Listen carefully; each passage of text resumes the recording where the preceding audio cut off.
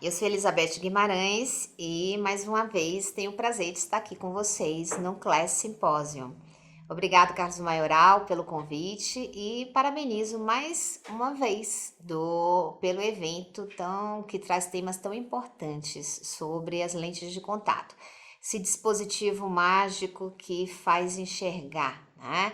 E traz tanto benefício tanto para a parte social como laboral, enfim, facilita e muito a vida do paciente com o uso das lentes de contato. Vamos relembrar de algumas coisas. Eu procurei fazer uma atualização de lentes gelatinosas. Quais são as indicações? As indicações são clássicas, elas não mudaram muito ao longo do tempo, né? A gente tem basicamente as indicações de correção ótica e as indicações de uso terapêutico. Então, como correção ótica, correção de miopia, hipermetropia, que a gente pode fazer com lentes esféricas ou asféricas. E a correção do astigmatismo, que a gente pode fazer com lentes de contato gelatinosas tóricas. Correção da presbiopia, com lentes de contato multifocais, afocais e bifocais, também acrescentaria aqui. E lentes de contato gelatinosas especiais para ceratocone, que também é possível. As lentes de contato, gelatinosas podem ter uso terapêutico. Para quê? Para aliviar a dor, para fazer tamponamento, pequenas perfurações que não podem ser operadas, a gente pode tamponar com a lente de contato, facilitar a cicatrização da córnea, inclusive regularizando essa superfície, as bordas dessa ferida. Lentes de contato gelatinosas podem ser cosméticas quando alteram o padrão visual dessa córnea e tem realmente grande aplicação em leucomas, em cataratas inoperáveis, aniridia. As lentes de contato filtrantes em albinismo. Na Santa Casa, por exemplo, a gente tem um projeto de albinismo junto com a dermatologia e oftalmologia, e capitaneado pelo Dr. Ronaldo Sano.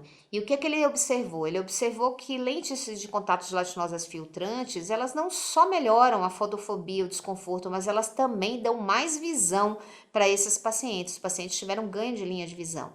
Então, os albinos, embora mais raros, mas é um grupo que a gente tem que ter realmente um olhar diferenciado e tentar melhorar a qualidade de vida desses pacientes, que não deve ser fácil, né? Lentes de contato gelatinosas como suporte em adaptação combinada. Então, quando ela faz a função de receber a lente rígida, que é o piggyback ou a cavaleiro, que a gente chama, e normalmente pacientes intolerantes, as lentes rígidas, então a lente de contato gelatinosa, ela serve como suporte. Hoje a gente tem uma gama de materiais de alta oxigenação que facilitou bastante, então não é somente aquele sanduíche de material que acaba diminuindo a passagem de oxigênio, aumentando a espessura, mas sim a gente consegue fazer de uma forma bastante saudável com lentes de contato de silicone hidrogel de alta oxigenação. Quando a gente fala de lente de contato gelatinosa, a gente fala de uma lente que acompanha o eixo visual, de uma lente que move menos, tem mais estabilidade no olho, e a gente foca e na minha cabeça vem logo o uso social e o uso de esportes. Então, para esses pacientes em especial, alguns regime de troca, como uso único, é muito bom. Hoje a gente tem uso único, troca planejada, quinzenal, mensal, e as lentes elas têm proteção UV. Essa proteção UV, que normalmente é classe 1 e classe 2, a classe 1 ela é mais eficaz. E se a gente pensar em esportes outdoor, olha essa foto aqui, vamos lá, um jogo de vôlei, imagina quanto facilita, imagina o jovem que tem uma alta miopia, que não enxerga bem e que tem aquele óculos pesado, olhando essa cena sem poder entrar nessa brincadeira porque pode se machucar, de quebrar os óculos e do óculos a bola bater. E não, a gente dá lente de contato que vai facilitar bastante essa prática de esportiva.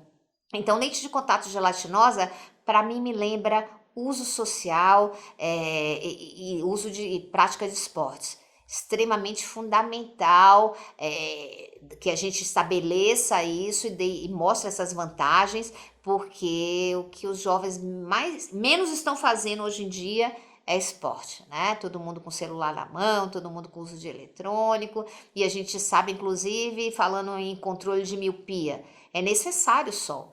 O sol, ele gera aí uma série de neurotransmissores que interferem no crescimento desse globo ocular e muito se fala em realmente incentivar essa população, essas crianças, no caso, a praticarem esportes ao ar livre para ter o benefício do sol. E aí a lente de contato gelatinosa vai redondinha ajudar.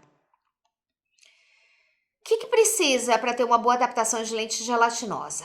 Precisa primeiro ter a seleção adequada da lente, então a gente vai estabelecer regime de uso, quanto tempo o paciente vai usar essa lente, se vai usar o dia inteiro, se vai ser um uso ocasional, esquema de troca, se o paciente vai trocar, usar uma vez e jogar no lixo, que é a lente de uso único, se ela vai trocar depois de aberta em 15 dias, depois de aberta em um mês, e isso é muito importante que se fale. Troca tem que ser respeitada. A gente vê que as grandes complicações, principalmente as infecciosas, estão muito ligadas à indisciplina na hora da troca da lente. Então, é uma lente que é para durar 15 dias e o paciente acha que são 15 vezes de uso. Não, são 15 dias depois de aberto, é lixo. Ah, doutor, eu usei 2 vezes, no início e no final do mês, não importa. Se quiser seguir de uma forma segura, tem que respeitar o prazo de troca proposto por aquela empresa que estudou tanto, que testou tanto, que teve o critério de estabelecer o esquema de troca de acordo com observações e não simplesmente porque vai vender mais aqui ou ali. Tá? Existe por trás dessas lentes todo um critério de estudo científico mesmo, né? Quando se aprova. Além dos órgãos regulamentadores, FDA, nos Estados Unidos, por exemplo, no nosso Brasil é a Anvisa, tudo isso tem que ser respeitado. É importante que se tenha a lente de teste, né, e seja feita a adaptação com a lente de teste adequada. Então, para isso, depende de uma refração correta, tá? A gente sabe que uma refração inadequada, não bem feita, pode acarretar, sim, uma complicação. Então, você hipercorrigir um paciente ou hipocorrigir, então essa refração tem que ser muito criteriosa, principalmente em se tratando de astigmatismo, você erra o eixo da lente, por exemplo, o paciente não vai enxergar direito, tá? E aí a adaptação não vai dar certo. Observar as curvas bases de diâmetros adequados para aquele olho e variedade de testes, na verdade, com adaptação bem criteriosa, bem detalhada. Cuidados com a lente. Sempre dê informações adequadas para o paciente. A gente não perde tempo quando a gente dá informação para o paciente, a gente ganha tempo. A gente ganha um paciente bem informado, a gente ganha um paciente responsável e a gente ganha na diminuição das complicações que vão ocorrer, porque o paciente sabe o que fazer com a lente que você bem orientou. E a disponibilidade do médico de estar sempre presente se qualquer sinal de complicação ocorrer.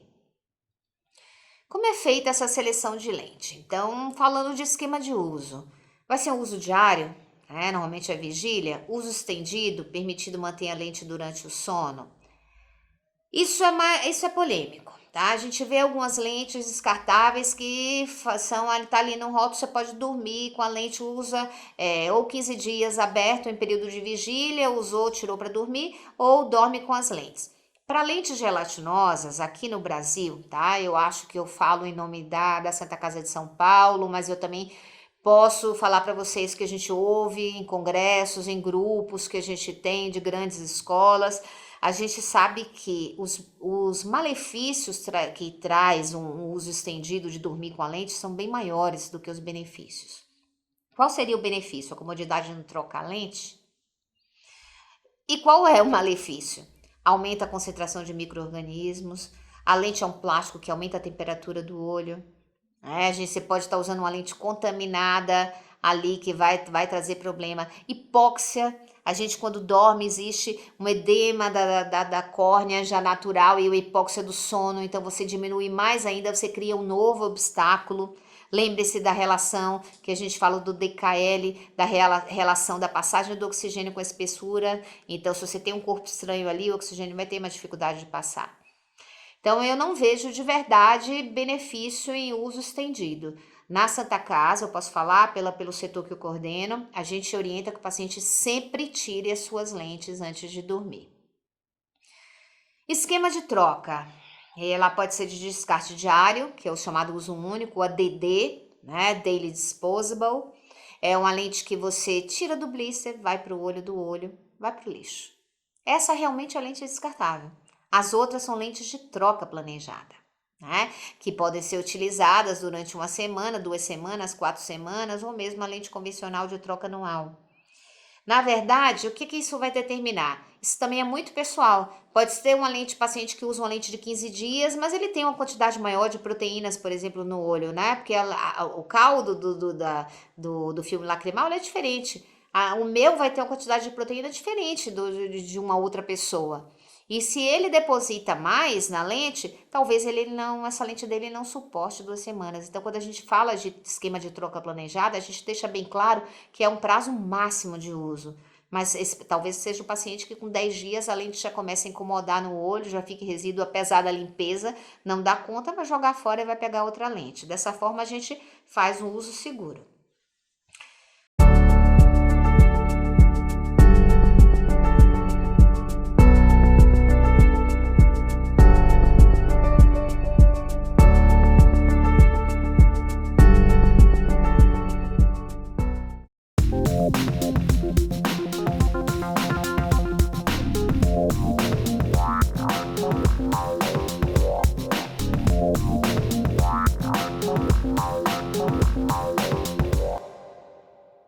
E quais são as tendências em regime de uso das lentes gelatinosas, né? A tendência, sem dúvida nenhuma, é descartável de uso único, as daily disposable.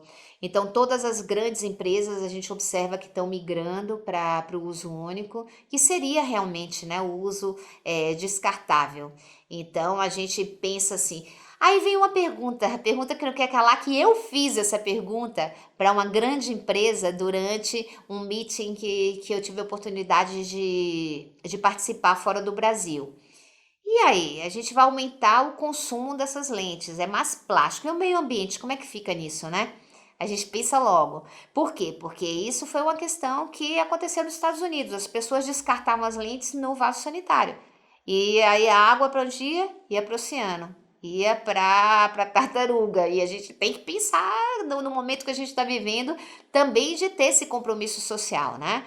Então, o que é que elas fizeram? A gente sabe que grandes empresas já pensaram nisso e estão fazendo processos de reciclagem de lentes de contato. É uma questão bastante delicada, porque como ela está em contato íntimo com a córnea, com a lágrima, as lentes de contato elas são consideradas medical devices, então são aparatos médicos, dispositivos ópticos médicos e, portanto, tem contaminação. Então, como fazer para reciclar isso? Ainda ninguém respondeu essa pergunta totalmente, mas na Europa já se sabe que tem uma grande empresa que já está fazendo esse processo de reciclagem. Troca planejada quinzenal ou mensal, né? É uma tendência? Existe hidrogel, silicone hidrogel, e eu acho que sempre haverá um espaço no mercado para esse tipo de lente, né? E a troca anual? Ela tá caindo em desuso. Por quê? Porque eu vou falar pelo mercado brasileiro. As lentes de troca anual normalmente são as lentes feitas de hidrogel. O hidrogel tem uma fração aquosa muito grande, mas a passagem e a permeabilidade de oxigênio é menor do que a lente de silicone hidrogel. Fora que a hidrogel tem uma afeição maior por proteínas, enquanto que a silicone hidrogel, pela fração silicone presente, ela é mais hidrofóbica, mas ela repele mais depósitos. Os depósitos que acumulam nela são depósitos mais lipídicos, mais fáceis, inclusive, dessa higienização. E a opção de curva base, ela oferece mais do que as descartáveis. Porque o que acontece na descartável? A descartável, as grandes empresas fazem estudos populacionais e veem qual é a média de curva base que esses pacientes apresentam. E, obviamente, eles vão fabricar mais lentes adequadas para aquelas ceratometrias especiais, né? Aquelas ceratometrias apresentadas por essa população. Bem, eu trouxe para vocês esse gráfico que eu acho bem interessante, de prescrição de lentes de contato. Isso aqui é de 2015. E acredito que não tenha modificado muita coisa, né? 5 anos, 6 anos depois. A gente observa no anel externo a realidade Brasil e no anel interno a prescrição mundial, que vocês veem que mais ou menos acompanha da mesma forma, né? A gente vê que a maior parte são lentes de silicone hidrogel, a gente tem uma parcela menor de lentes hidrofílicas, e as lentes rígidas, elas sempre vão ter o seu papel, e em especial o papel de reabilitação visual, que eu acho que para mim é a pérola da adaptação de lentes de contato, é a reabilitação visual com lentes rígidas. Eu sou fã dessas lentes, mas a gente vai voltar aqui para as lentes gelatinosas, que é o tema da nossa aula. Então, mais ou menos acompanha o mesmo esquema de distribuição populacional quando se trata de prescrição. Vamos falar de daily disposable versus expectativas do paciente, né? A gente sabe que uma das questões que o paciente vai questionar é o valor da lente. Essa lente é mais cara do que a outra. Depende do que você chame de valor. Valor é diferente de custo. Eu acho que para a gente falar, a gente não pode comparar duas coisas que têm facilidades diferentes, que oferecem coisas diferentes. A Daily Disposable não precisa elimina sistema de limpeza, elimina estojo. Estojo é um vetor de contaminação extremamente importante. Hoje, se você pegar e analisar um estojinho, você vai ver muito micro-organismo alojado ali, né? Inclusive a questão de onde guarda esse estojo. Eu sempre pergunto para o paciente, onde você guarda seu estojo? O ideal é que seja num ambiente seco e num ambiente não contaminado. E eu diria para vocês que a resposta que eu encontro é que a grande maioria guarda no banheiro. E o banheiro é o lugar mais contaminado da casa. Imaginem o que faz um flush, um vapor que sobe de micro-organismos. Se você usa um vaso sanitário, dá uma descarga, é aberto. E o que sobe, desce. Eu sempre uso esse exemplo. Subiu, desceu, alojou no estojo que está em cima da pia do banheiro. Então você vai, lava a sua mãozinha, pega no estojo contaminado, pega a lente e leva para o olho. Complicado. Não preciso nem traduzir isso aí. E lembrar da saúde ocular, né? Sempre privilegiar material de grande permeabilidade de oxigênio e o conforto, sem dúvida nenhuma, menos depósitos. A gente sabe que os depósitos, eles impactam não somente na questão de complicações infecciosas, porque eles acabam sendo substratos para micro-organismos, né? Os micro-organismos gostam daqueles depósitos de proteína, por exemplo, que ficam ali na superfície da lente. É comida para bactéria, é comida para micro-organismo. Mas também da questão de conforto, porque uma lente com muitos depósitos, elas podem inclusive dar uma visão mais turva, um embaçamento de visão que vai fazer com que essa lente enxergue menos com essa lente. E eu trouxe esse trabalho que eu acho bem interessante. Nesse trabalho foram 90 casos, né, e 1.090 controles. E lente de troca programada de até um mês foi analisada. E quais são os fatores de riscos que a gente encontra? Higiene inadequada do estojo, acabamos de falar nisso, troca do estojo pouco frequente, tipo de solução multiuso utilizada, dormir com as lentes e tabagismo. Então, todas essas questões apareceram. E o que a gente observa? Que esses fatores, 4 deles, são eliminados com o descarte diário, né? Principalmente a questão do estojo, da troca do estojo pouco frequente, ou mesmo, aí eu diria para vocês que até no outro tipo de lente, a questão da água contaminada. A cantameba é o micro-organismo mais temido em lente de contato. É um diagnóstico difícil, um diagnóstico arrastado, um tratamento caro e um prognóstico bastante reservado. E a cantameba, ela tá muito em água contaminada, água de torneira. Então é aquele paciente que viaja de navio e vai ali com aquela água que tá ali daquela caixa d'água, tudo parado, água de avião, mesmo água de chuveiro, em locais onde tem caixa d'água. E isso tudo pode contaminar as lentes e dar problema. Uma lente de descarte diário, você não daria tempo disso acontecer, porque na hora que começa a proliferar água, você já vai estar jogando fora no lixo, pegando uma lente desinfetada, limpa, estéril dentro do blister. Outro trabalho que eu trouxe que eu acho extremamente importante, isso aqui é a avaliação do nível de conhecimento quanto ao uso de lentes de contato entre estudantes de medicina de uma faculdade de medicina. Olha o que foi encontrado. 61 alunos responderam ao questionário. apenas 42% faziam a higienização da lente feita corretamente na hora de colocar a lente. 38% fazia na hora que colocava e retirava. 57,5% deixam as lentes somente em repouso na solução. 41% fazem fricção da lente na solução. A fricção é necessária que seja feita, porque ela vai tirar aquelas partículas maiores que ficam na lente. Existe um trabalho turco muito interessante que mostra que a fricção ela é muito mais eficiente na remoção de micro-organismos do que os pacientes que simplesmente molham a lente com a solução. Aqui no Brasil, a gente tem a Anvisa que determina que todas as soluções de multiuso para lente de contato necessitam de fricção. Todas elas. E com um índice de complicação 3,8%, que eu acho bastante, né? Então, é aquilo que eu falo sempre. Quando há uma disciplina e uma fidelidade ao que você ensina para o paciente em relação à manutenção das lentes, as complicações caem. Mas se há uma indisciplina e um relapso, uma negligência na limpeza, você aumenta o índice de complicação.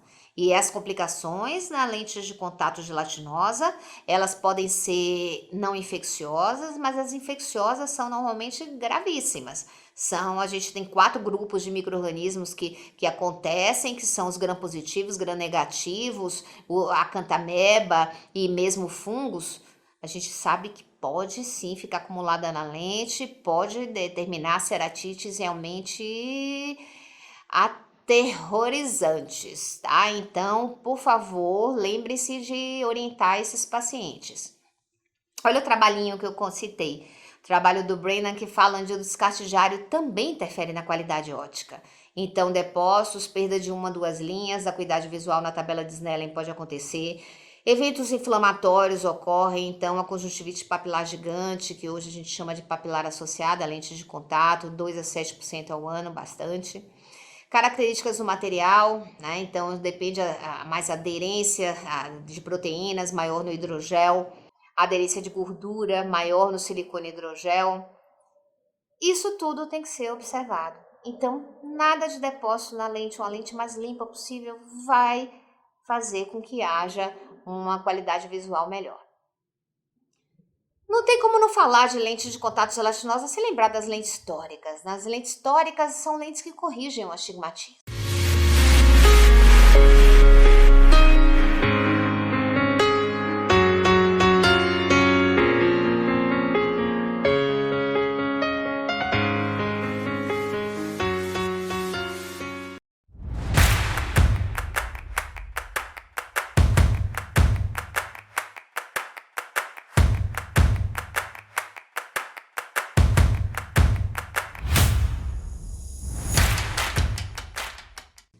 E quais são as causas de instabilidade em lentes tóricas?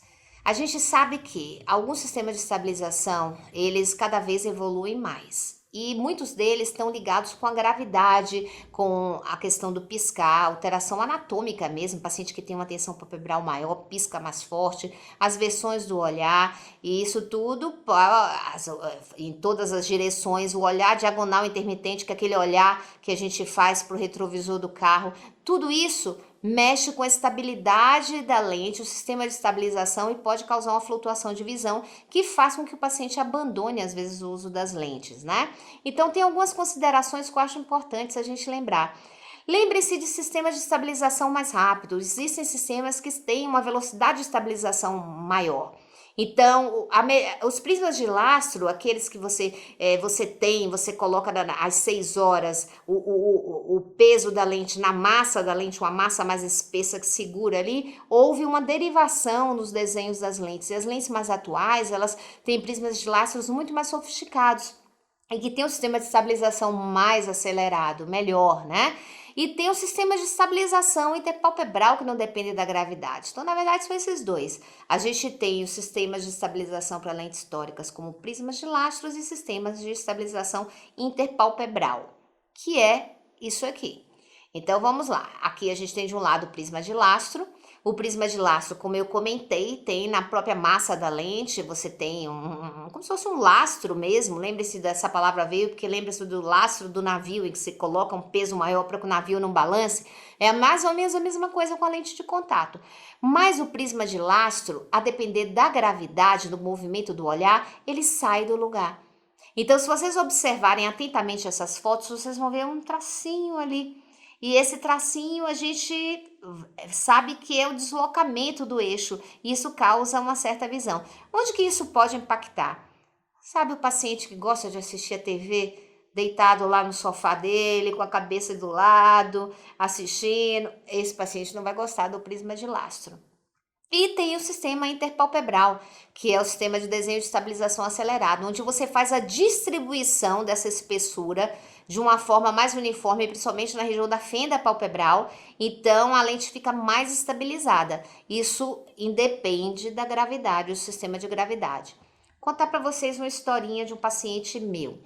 Eu tinha uma paciente, uma advogada, que usava a lente do prisma de lastro muito bem. Ela já usava há anos e ela adorava as lentes dela, nunca teve menor intercorrência de nada. Paciente educada, disciplinada, limpava a lente, trocava quando deveria, perfeito. Porém, ela mudou o cotidiano dela.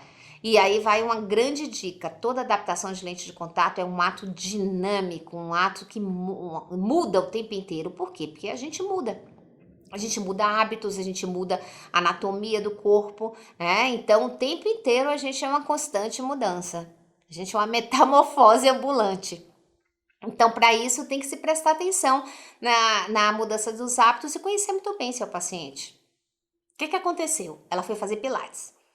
E ela falava: doutora, eu não sei o que acontece com minhas lentes. Na hora que eu pego a bola do pilates, eu levo pro lado, ou se eu faço aquelas posições de pilates, se pendura lá do teto do lustre e fica de cabeça para baixo, ela não enxergava nada. Ela dizia que bagunçava tudo a visão. Óbvio.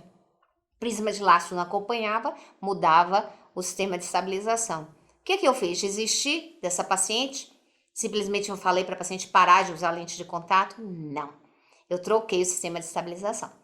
Então, fiz um teste com ela. E uma outra dica: lente de contato tórica não é aquele paciente que você põe a lente, batiza e manda embora para usar. Não, ele tem que experimentar, ele tem que usar essa lente, ele tem que fazer as atividades habituais dele. E eu deixo o meu paciente de lente tórica pelo menos uns 3 dias com a lente de contato, tá? Às vezes já aconteceu de eu deixar mais de 3 dias. Por quê? Porque eu quero que ele experimente. Eu quero que ele tenha essa vivência de tudo. Vá fazer sua atividade na academia, vá assistir sua TV do jeito que ele gosta de assistir. Para quê? Para que a lente seja benefício e não obstáculo para ele conseguir melhoria em qualquer tipo de atividade na vida dele. E aí nós trocamos e resolveu o problema. Ela continuou usando as lentes, só que aí eu tive que migrar de marca e ela até hoje usa super bem, sem problema nenhum. Qual é a adaptação ideal de lentes de contato, né? Isso daí é uma máxima, um dogma de lentes de contato que vai ser sempre para todo tipo de lente de contato gelatinosa. Tem que ser maior e tem que ser mais plana do que a córnea, tá? Então, se você não serve nem grande demais, nem apertada demais, né? Nenhum dos dois aí ficou bom. Então, lembre-se disso. É uma lente que vai ser sempre maior do que a córnea, num diâmetro maior, e uma lente que vai ser mais plana do que a córnea. E como a gente escolhe a lente de teste? Esse aqui é um esquema do livro do Lentes de Contato, da doutora Cleusa Ganet e do doutor Newton Cara José. E esse esquema é um esquema simples e que, se você seguir isso, vai ser muito difícil que você erre na adaptação. Para a escolha da curva base, normalmente de 2 a 3 dioptrias, ou convertendo em milímetros, um intervalo de 0,6 a 0,8 milímetros, mais plano do que K. Lembrar de algumas relações importantes em parâmetros, de que quando você aumenta a curva base em 0,3 milímetros, você tem que diminuir o diâmetro em 0,5 milímetros, se você quiser ter aquela relação que você considerou ideal na sua lâmpada de fenda. E o diâmetro vai ser sempre maior do que a córnea. Quanto maior? Normalmente uns 12 milímetros maior que o diâmetro da córnea. As lentes oferecidas hoje no mercado, elas variam de 14 a 14,2, 14,4 mais raro, mas a gente normalmente é esse intervalo que a gente encontra nas lentes oferecidas. E o que a gente tem que ver? Qual é a sequência, tá? Então, esse aqui também busquei nesse livro, o que mostra uma sequência, um esquema de adaptação que eu acho que resume tudo que a gente precisa ver no olho do paciente. Então, com as lentes de teste adequadas no seu grau, faça-se uma refração, uma sobre-refração, a gente olha tudo bonitinho com, uma refração anterior com distância vértice, e isso é importante que a gente lembre, tá? A partir de 4, 4,5 tem que se olhar na distância vértice e converter, porque o grau do óculos não é o mesmo que o grau da lente. Existe a questão da distância vértice, a distância que vai do centro da pupila ao centro da lente, e a gente sabe que para os míopes, quanto menor a distância vértice, melhor o poder da lente. Quanto maior a distância vértice, menor o poder da lente miópica, da lente negativa. Ao contrário nos hipermétropes. Então, fazendo a refração, escolhendo a lente, a gente vai observar conforto, visão e a saúde ocular por conta da escolha do material e da orientação de limpeza das lentes. A gente avalia se a lente está confortável e faz o teste de visão. Na lâmpada de fenda, o que a gente vai observar? A vestimenta da lente na córnea, né? De que forma essa lente tá fazendo essa relação com a córnea. Ela tá bem, ela tá tendo uma movimentaçãozinha, que normalmente é de meio a 1 milímetro. As bordas estão alinhadas. Normalmente lentes muito planas, as bordas desalinham. O paciente olha para cima, a lente desaba.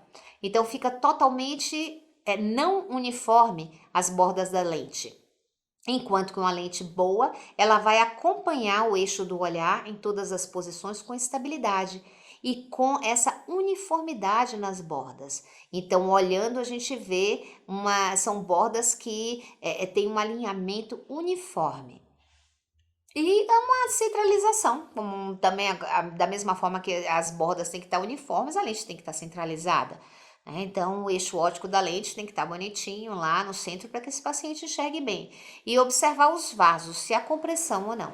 Se há compressão de vasos, e aí sempre num grande aumento a gente olha na lâmpada de fenda, é porque a lente está apertada. Se a lente está apertada, ela não vai passar o sangue adequadamente e aí vai trazer problemas de hipóxia, o que a gente não quer, porque uma das maneiras do oxigênio chegar no olho, minimamente, mas é através dos vasos, fora todo o processo inflamatório que a gente vai causar ali naquele local pela compressão dos vasos. E como saber se a lente está boa? A gente normalmente tem duas formas aí, duas dicas. Aqui são dicas para vocês lembrarem, né? Lente apertada é uma lente sem movimento. Ela vai apertar os vasos limbares, como eu acabei de falar. Ela normalmente denta a conjuntiva, então você tira a lente, tá ali a marca da lente, o print da lente. E é uma lente que tem a visão melhor após piscar. A lente frouxa é o contrário. Então, é uma lente que tem um movimento excessivo, essa lente vai descentrar o tempo inteiro. Essa lente vai flutuar, às vezes, a borda, e a visão vai ser pior após piscar, diferente da outra lente. Esse é o esquema final de uma boa adaptação, tá? Então, escolhemos bem a lente de teste, submetemos a distância vértice na hora da escolha, lembrar sempre disso, avaliamos sintomas de conforto e visão, olhamos na lâmpada de fenda tudo que eu falei, vou repetir, vestimenta na córnea, alinhamento de bordas, movimento da lente, o push-up test, que é um teste que a gente faz, de a lente tá mais presa, você faz com a pálpebra para cima e você movimenta mais a lente, e centralização e avaliação da lente teste, tá? E avaliou, fez a sobrefração, mas normalmente lente gelatinosa a gente nem precisa fazer sobrefração porque a gente já escolheu o grau certo. Pode ser que tenha uma pequena variação, se o paciente não estiver alcançando a visão que você pretende, aí vale a pena fazer uma sobrefração e ver se não está o grau errado, se não está faltando grau para chegar na boa visão. A lente está aceitável? Sim, tá ótimo. O que a gente faz? faz-se a avaliação, mede a visão e manda o paciente usar essa lente e ser feliz, né? Mas e se não tiver aceitável? A gente vai voltar lá para o começo. Provavelmente outra lente de teste de outra marca vai ser necessária.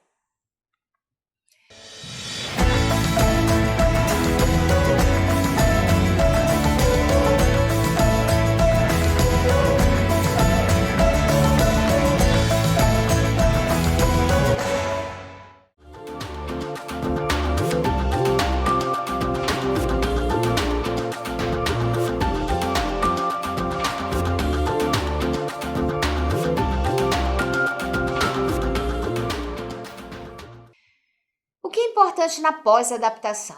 Controles periódicos, tá?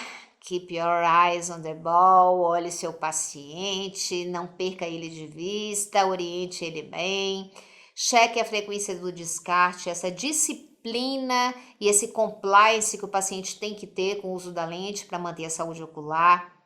Lembrar sempre da manutenção das lentes de troca planejada. Lentes removidas requerem limpeza adequada, isso é obrigatório. O que é limpeza adequada? É limpeza com solução multiuso. O que tem dentro da solução multiuso?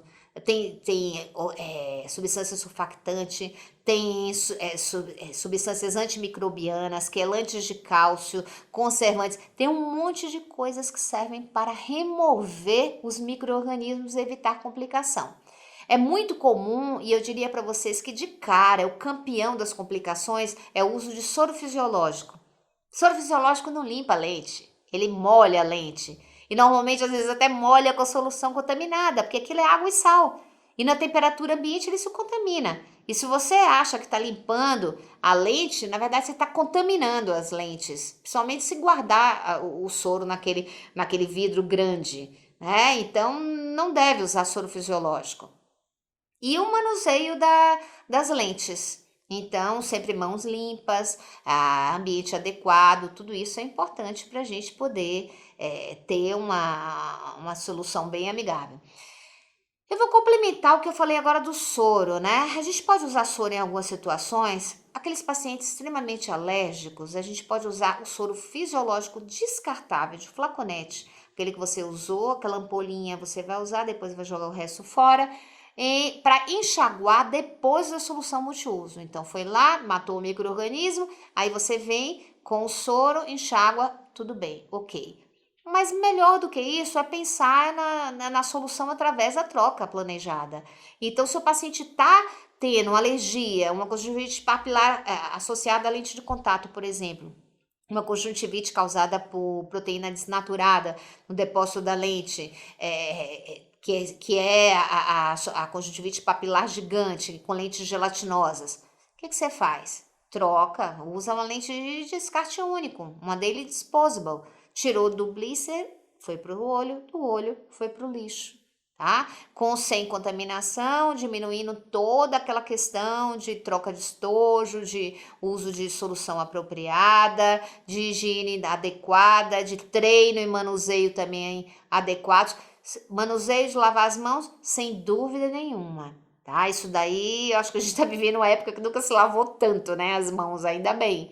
Mas realmente esse hábito tem que andar junto com o usuário de lentes de contato, sem dúvida alguma.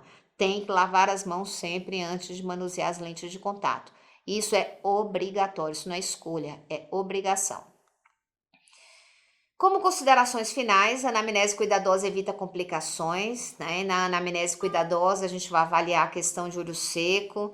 Então, o que a gente tem que ver? Tem que ver a superfície ocular, tem que ver o uso de medicações como diuréticos, antihistamínicos, isotretinoína, antidepressivos tricíclicos podem causar olho seco, e olho seco com a superfície ocular alterada e não controlada pode ser um problema, mas também algumas coisas podem ser evitadas e a gente tornar a relação do olho seco bastante amigável com a lente de contato, principalmente olhos secos mais leves, como o olho seco evaporativo.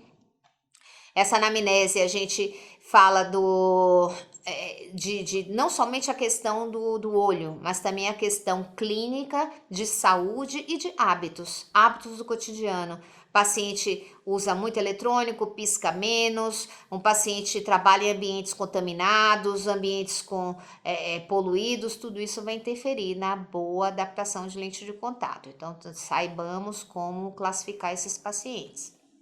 Exame prévio detalhado do candidato ao uso de lente de contato. Então, sem dúvida nenhuma, tem que se olhar tudo. Então, no exame prévio, a gente avalia desde as pálpebras, a tensão palpebral, até a inserção de cílios. A gente faz um exame criterioso na lâmpada de fenda, onde avalia a saúde ocular, a saúde da córnea, se há edema, se há cicatrizes, algum sinal de fibrose, leucomas. Observa-se a conjuntiva, vértice, a conjuntiva, a gente olha se há folículos, papilas, sinais evidentes de quadros agudos infecciosos, que será uma contraindicação absoluta de lente de contato gelatinosa. Se há alguma blefarite, distúrbio de glândulas de meibômio, situações que são, a gente fala de contraindicações relativas, que podem ser tratadas previamente e o paciente usar as lentes de contato depois sem problema algum. Então, na verdade, o exame do candidato da lente de contato, ele tem que ser muito detalhado, pois lembrem-se que a lente de contato é um corpo estranho e, como todo corpo estranho, ele deve ser monitorado constantemente. Ele pode ser uma grande solução, como na maioria das vezes é. É um dispositivo óptico excelente, que faz realmente mágicas. Imaginem, vou dar um exemplo de um paciente automíope. Um automíope que usa uma lente de -9, tá? Esse paciente, ele vai ter um tamanho de imagem retiniana reduzido. Ele não vai ter um campo visual adequado, ele vai enxergar no meio da lente do óculos. Quando você põe a lente de contato, ele melhora, ele ganha campo de visão, ele tira a questão do tamanho da retina, da imagem retiniana, ou seja, você beneficia não somente em quantidade, mas em qualidade visual. E você abre a porta para um mundo novo para esse paciente. Lembrem-se do início lá da aula que a gente falou do slide do que mostrou os esportes, o uso de esportes. Imaginem um adolescente automíope, né, na fase da sua construção de personalidade, com um óculos de alta miopia e os colegas lá que estão a jogar futebol. E ele se sente preso com essa metropia que ele tem. Você põe uma lente de contato, você dá liberdade para ele. Ele volta a ter campo de visão, ele volta a jogar o futebol dele, ele se entrosa. Então, você dá qualidade de vida. Então, não somente qualidade visual, mas eu falo que a lente de contato, ela dá qualidade de vida para o paciente. Faça sempre essa adaptação criteriosa, seguindo o que eu já mostrei, escolha de parâmetros, escolha da lente, regime de uso e tipo da lente, escolha do material, tudo isso é muito importante. E bons resultados com certeza vão culminar numa boa visão, saúde ocular e conforto, né? Essa tríade funcionando, essa lente de contato está bem adaptada. Interação médico-paciente, não precisa nem falar, né? A gente tem que ter interação com o seu paciente, tem que saber responder na hora que ele precisa, tem que passar confiança para ele, tem que ter disponibilidade. Eu falo sempre que é um jogo de duas mãos, tá? Então, a gente tem mão e contramão. O médico tem a questão da orientação e da disponibilidade. O paciente tem a questão da fidelidade às informações passadas e da responsabilidade, da disciplina. Se isso casa, a gente faz essa adaptação ser boa, né? E esse paciente vai ser fiel ao uso das lentes, vai ser fiel a você que está adaptando a lente de contato e a gente com certeza acaba tendo um final feliz. Grata pela atenção.